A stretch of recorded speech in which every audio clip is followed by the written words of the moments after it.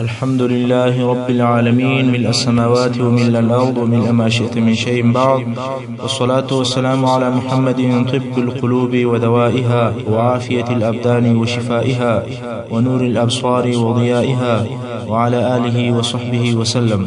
أما بعد، د خلفاء راشدين د سیرت څلورمه برخه. په تیره برخه کې مو د ابوبکر صدیق رضی الله عنه بیان تر دې ځایه رسولی و چې عبد الله ابن مسعود رضی الله عنه وايي ما په مسجد کې لمونځ کوی چې رسول صلی الله علیه وسلم په داسې حال کې مسجد ته رالی چې ابوبکر صدیق او عمر فاروق رضی الله عنهما ورسره ملګري ول او ما تر لمانځه وروسته دعا کوله. نو رسول صلی الله علیه وسلم وفرمایل غواړه هر څه چې غواړې الله یې درکوي. او بیا یې زما د قرآن مجید د ویلو په باره کې وفرمایل که څوک خوښ لري چې قرآن مجید تر او تازه ووایي نو دې د ام عبد په قرائت سره وایي چې دا ابن ام عبد د عبدالله بن مسعود کنیه ده. دغه د رسول صلی الله علیه وسلم خبرې یا قولونه په خپل عبدالله بن مسعود رضی الله عنه نه واورېدل. نو عبدالله بن مسعود رضی الله عنه وایي چې زه پس له لمانځه او دعا کولو خپل کور ته ولاړم، خو ابوبکر صدیق رضی الله عنه د غزیرې او خبر راوړلو دپاره زما کور ته رالی چې رسول صلی الله علیه وسلم ستا د قرآن مجید د تلاوت او د دعا کولو په باره کې دغسې او دغسې وینا وکوله. بیا حضرت عمر فاروق رضی الله عنه د غزیرې او د خبر راوړلو دپاره زما کور ته رالی، خو ویې لیدل چې ابوبکر صدیق رضی الله عنه زما د کوره ورووتی او تر ده د مخه یې د غزیرې ما ته راوړی و. نو حضرت عمر فاروق رضی الله عنه وویل ولته و هر خیر ته د مخه ورتلونکی یا ابابکر، هر خیر کار ته تر ټولو له مخه کوې. د تبوک د غزا په وخت کې رسول صلی الله علیه وسلم ولیدل چې ډیر داسې خلک ستا چې غزا ته د تللو نیت او اراده لري مګر د هغو سره د تللو دپاره مال او بوده نسته. نو یې په مسجد نبوي کې مسلمانان سره راټول کړل او د هغو څخه یې وغوښتل چې د دغو غریبو خلکو سره مرسته وکوي، صدقه او د تبرع مال ورته راټول کړي.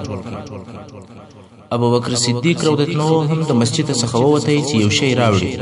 عمر فاروق رضی الله عنه هم ولاړ شو غواړي چې یو شی راوړي. حضرت عمر رضی الله عنه وایي چې دغه د مال او د صدقې غوښتنه په داسې وخت کې وه چې زما سره مال موجود و او دا اول وار دی چې زه د مال خاوند وم او مال لرم. نو دا زما دپاره یوه موقع وه چې ممکن تر ابوبکر رضی الله عنه د مخه سم. حضرت عمر رضی الله عنه وایي نو مې د ځانه سره وویل چې نن به تر ابوبکر د مخه کېږم. نو حضرت عمر رضی الله عنه له هغه مال څخه چې د ده سره موجود و نیم یې راوړی، یعنی خپل مال او خپل دارایي ټوله نیمه کا او نیمه یې راوړه. رسول صلی الله علیه وسلم ورته وفرمایل یا عمر خپلې کورنۍ ته دې یو شی ورپرېښوی؟ حضرت عمر رضی الله عنه وویل هو، هغو ته مې خپل نیمه مال ورپرېښوی او نیم مې تا ته راوړه. رسول صلی الله علیه وسلم په خوشحاله سو، د خیر او د برکت دعا یې ورته وکړه.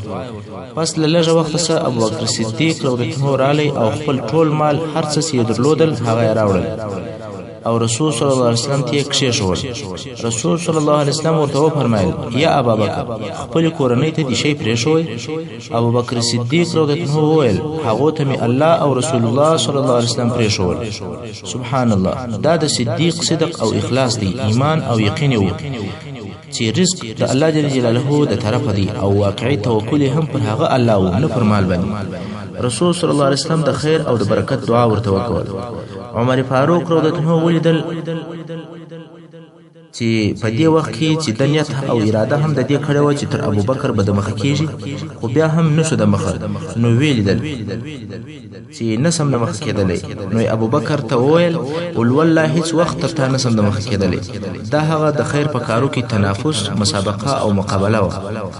آیا نن ورځ هم داسې څوک شته چې خپل ټول مال دې د الله جل جلاله په لار کې مصرف کړي؟ خو ابوبکر صدیق رضی الله عنه دغه کار 3 وارې کړی دی. ابوبکر صدیق رضی الله عنه خپل ټول مال 3 وارې د الله جل جلاله په لار کې ورکړی دی.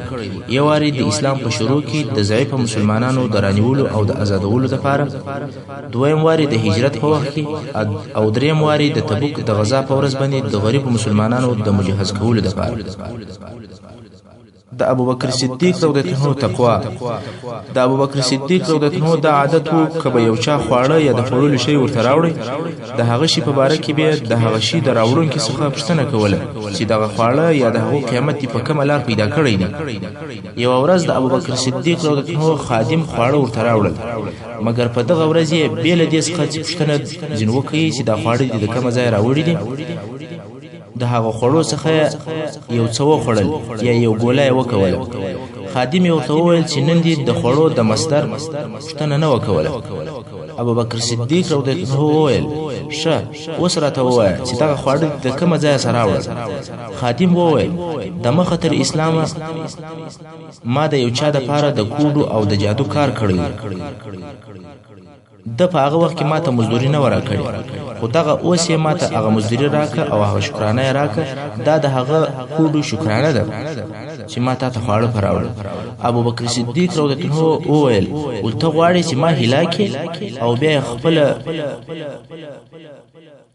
او بیا د خپل نس څخه د هغه لقمه یا د هغه ګولې در ایستلو ډیر کوشش وکوي یو چا ورته وویل چې د خړو در ایستلو طریقه دا ده چې ډیر اوبه وچشه او بیا قیکه ابوبکر صدیق رضی الله عنه هم ډیر اوبه وچشلې او ګوته یې پستونه کې واچوله چې هغه خواړه راکایي خلک ورته وویل چې الله دې در باندې ورحمېږي یا ابوبکر دا یو ګوله ده او یو لقمه ده په دونه تکلیف نه ارزي درو دې ته وویل والله کدا ګوله زما د روح په وتلو سره راوځي لا به هم راوباسه دا نه وخښه چې یو ګوله حرام او یو ګوله خواړه دي چې حرام وي هغه د نسته داخل په مدینه منوره کې یو سپینسره عاجزه او بیکاسه او پستور ګوړنده شزه و ابوبکر صدیق رضی الله عنه په هفته کې یو واری ورتلی او د هغې شزي کور به ورجارو کوي او کور مکمله صفایي به کوله د هغې د ضرورت شان لکه اوبه بوټي او داسې نور شان به ورپر کول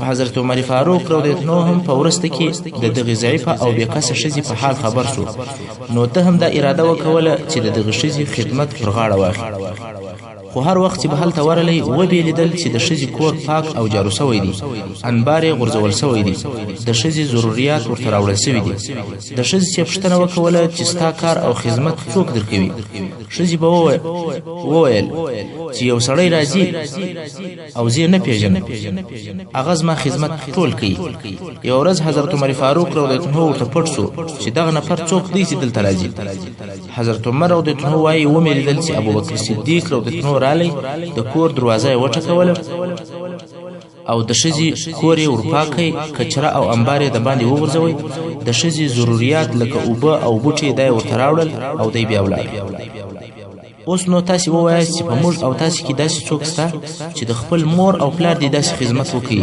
لکه ابوبکر صدیق رضی الله عنه چې د یو ضعیفې او بیګانه ښځې خدمت کوي حال دا چې مور او پلار تر هر چا ډېر حقدار دي او د دې وړ او لایق دي چې خدمت یې وشي د صدیق رضی الله عنه سره د رسول صلی الله علیه وسلم محبت عمرو بن العاص رضی الله عنه د رسول صلی الله علیه وسلم څخه پوښتنه وکوله چې څوک ډیر در باندې ګران دی یا رسول الله رسول صلی الله علیه وسلم وفرمایل عائشه عمر رضی الله عنه وویل په نارینه‌و کې څوک پر در ګران دی رسول صلی الله علیه وسلم وفرمایل پلار چې ابوبکر دی امام ترمذی د عبد الله ابن عمر رضی الله عنهما څخه روایت کوي چې یو ورځ رسول صلی الله علیه وسلم او ابوبکر صدیق رضی الله عنه ته وویل یا ابابکر ته می په غار کې ملګری وې او دا رقم به می پر حوض کوثر ملګری په هغه حدیث شریف کې چې امام بخاری ته ابو دردار رضی الله عنه څخه روایتوي وایي زه د رسول صلی الله علیه وسلم سره ناستم چې ابوبکر صدیق رضی الله عنه رالی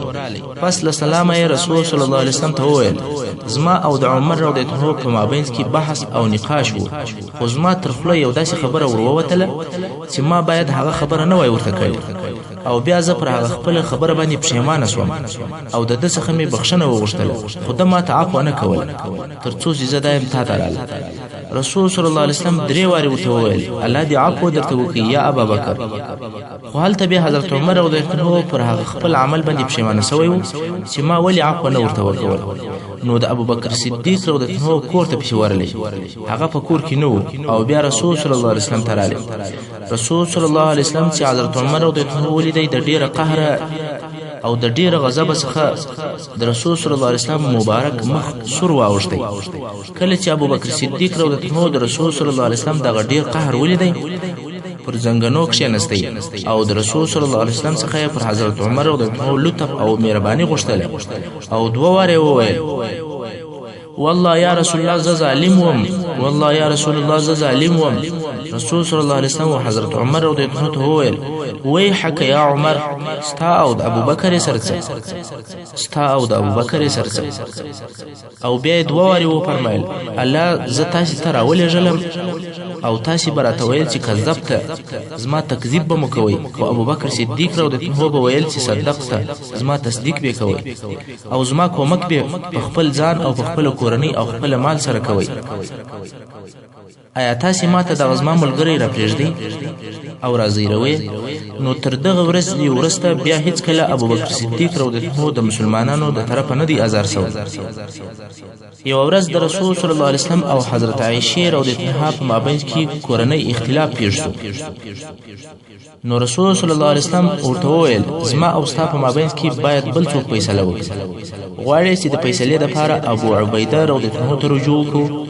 حضرت عایشه رضی الله عنها وویل ابو عبیده خو ښه سړی دی، مګر که هغه راسي ستا پر طرف خبرې کوي.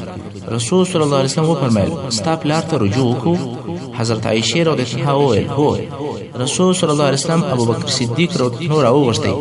هغه چې رالی حضرت عایشه رضی الله عنها او رسول صلی الله علیه وسلم ته وویل هغه چې پېښ شوي دي هغه ورته بیان کړه، مګر رښتیا به وایه. د دغه خبرې په اورېدلو سره ابوبکر صدیق رضی الله عنه پر خپل لور راواچول وهي او دغه ورته وایي آیا رسول صلی الله علیه وسلم بې له رښتیا بل څه وایي؟ رسول صلی الله علیه وسلم د دوی په مابین کې ودرېدی او ویې ویل یا ابابکر موږ ته د وهلو دپاره نه وې راغوښتی، موږ سره پرېږده، موږ سره پرېږده. پس له هغه چې ابوبکر صدیق رضی الله عنه د کوره ووتی، رسول صلی الله علیه وسلم و عایشه مبارکه ته وویل ودې لیدل څنګه ستا او د ده په مابین کې ودرېدم او څنګه مې د دې سړي د وهلو څخه خلاصه کړه. پس له څه وخته بیا ابوبکر صدیق رضی الله عنه رالی، ویې لیدل چې رسول صلی الله علیه وسلم او عایشه مبارکه سره خاندي. نو یې ورته وویل ستاسې په دغه صلح او په خوشحالي کې مې داسې در سره شریک او ګډ کړئ لکه څنګه چې مو ستاسې په اختلاف کې در سره شریک کړی و. په هغه حدیث شریف کې چې امام احمد رحمه الله د ربیعه الاسلمي رضی الله عنه څخه روایتوي، ربیعه رضی الله عنه وایي چې زما او د ابوبکر صدیق رضی الله عنه په مابین کې د خبرو اختلاف رالی. نو ابوبکر صدیق رضی الله عنه د خبرو په جریان کې داسې خبره راته وکوله چې زما نه سوه خوښه، او ابوبکر صدیق رضی الله عنه پر هغه خپله خبره باندې پښیمانه شو چې ولې مې دغه خبره ورته وکوله. نو یې راته وویل یا ربیعه ما ته هم دغسې خبره وکوه چې هغه زما د خبرې قصاص او بدل سي. ما ورته وویل یا هېڅکله به زه داسې خبره تا ته نه وکوم. ابوبکر صدیق رضی الله عنه بیا ورته وویل چې آیا ستا دا خوښه ده چې زه د الله په حضور کې د دغې خبرې د مسؤلیت سره ودرېږم؟ خو بیا هم ربیعه د دغه غوښتنې د منلو څخه انکار کوي. ابوبکر صدیق رضی الله عنه بیا ورته وویل آیا ته په دې راضي یې چې زه د الله و حضور ته د دغې خبرې سره ودرېږم؟ خو ربیعه بیا هم د ده غوښتنه نه قبلوي او انکار کوي. نو ابوبکر صدیق رضی الله عنه ورته وویل یا به دا خبره راته کوې یا رسول صلی الله علیه وسلم ته شکایت ورکوم، هغه ته شکایت رسوم. ربیعه رضی الله عنه وایي ما ورته وویل زه دا خبره نه درته کوم. نو ابوبکر صدیق رضی الله عنه د رسول صلی الله علیه وسلم پر طرف باندې رهي شو او زه تر شا په پسې وم. په دغه وخت کې زما د خپلې قبیلې څخه ډېر خلک راپسې شول. هغه ویل چې الله دې پر ابوبکر ورحمیږي، ستا د لاسه به رسول صلی الله علیه وسلم ته څه وایي او د چی شکایت به ورته کوي؟ دی هغه څوک دی چې هغه څه یې درته وویل چې ته نه وې په راضي. ما ورته وویل چې تاسې خبر یاست چې دی څوک دی؟ دی ابوبکر صدیق رضی الله عنه دی، دی ثانی اثنین دی، دی د مسلمانانو سپین ږیري دی.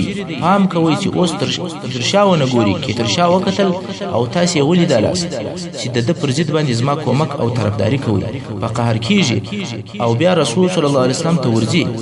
رسول صلی الله علیه وسلم بیا د ده د قهر په سبب باندې په قهر کېږي او الله جل جلاله بیا د دوی په قهر باندې په قهر کېږي.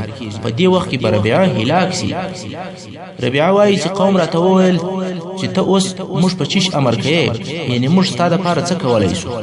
وایي ما ورته وویل چې ورځئ ولاړ سئ، ما و کار سره ایله کړه.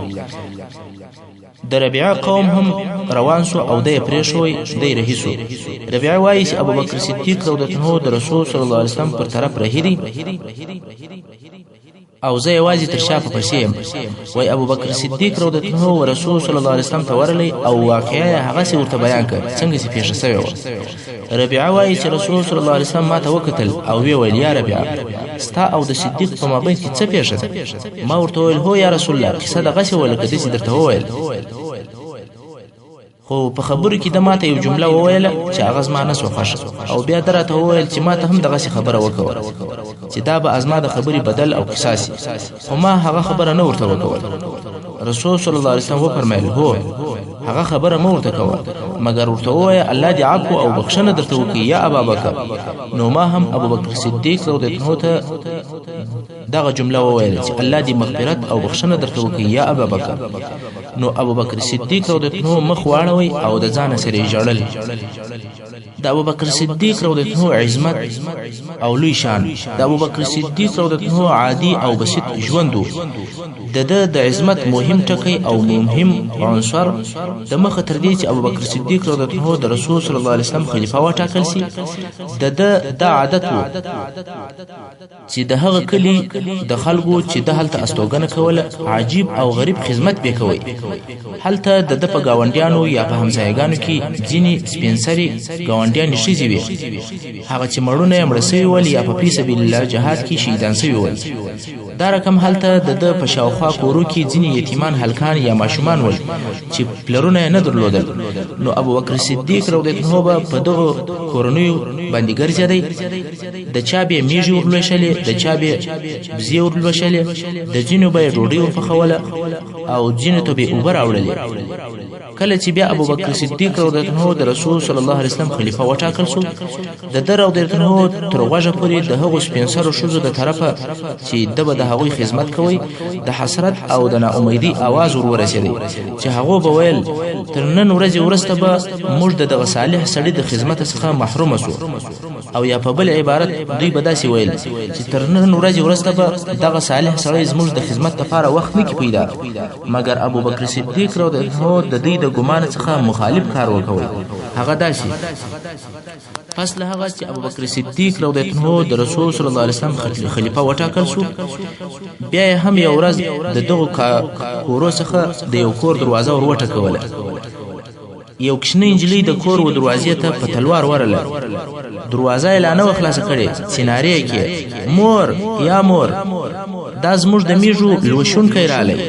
د نجلۍ مور چې د کور دروازې ته ورله د خلیفة رسول الله صلی الله علیه وسلم ابوبکر سره مخامخ شوه.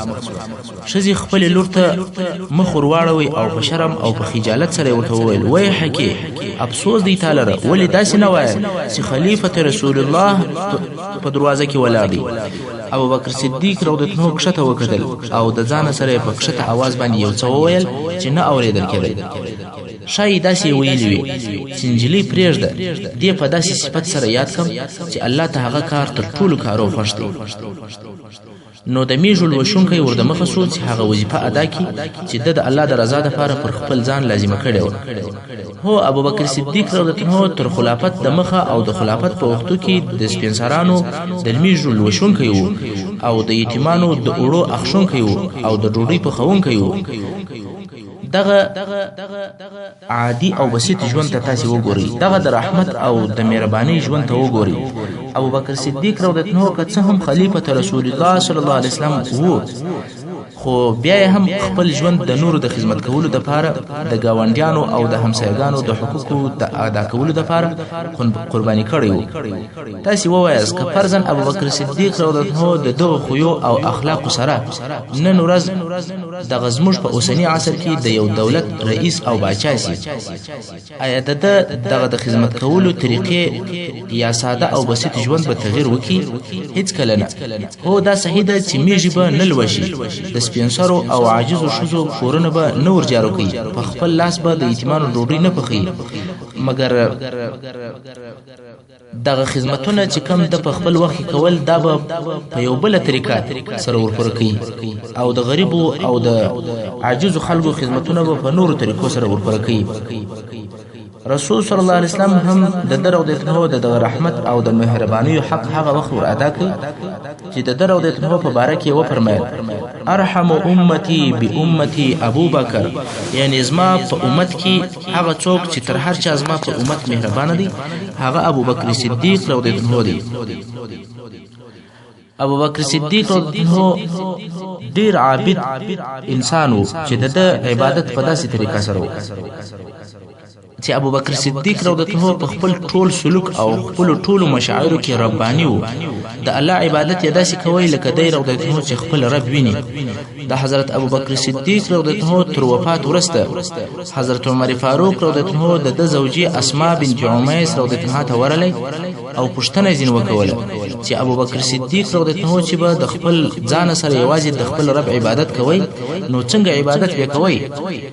هغه مبارکي په جواب کې ورته وویل کله چې به د سهار وخت سو ولاړ بسو او داس به تازه کوي او لمونځ به کوي، په لمانځي کې به د قران مجید د ویلو سره جړل، په سجده کې به جړل، په دعا کې به جړل او د درو د تنو د لمانځه او د عبادت په وخت کې به ما په خپل کور کې داسې بوی حسوي لکه اینه چې کبابیږي. حضرت عمر رضی الله عنه وجړل او ویل ابن خطاب لره به دغه حال چیرې وي او دا حال به ابن خطاب ته کله حاصل دغه حال او ابن خطاب ډیر سره لیدي. د کباب سوي اینه بوی د ابوبکر صدیق رضی الله عنه څخه د عبادت په وخت کې ولاړیږي. دا د اخلاص او په عبادت کې زیات محبت د الله جل جلاله سره.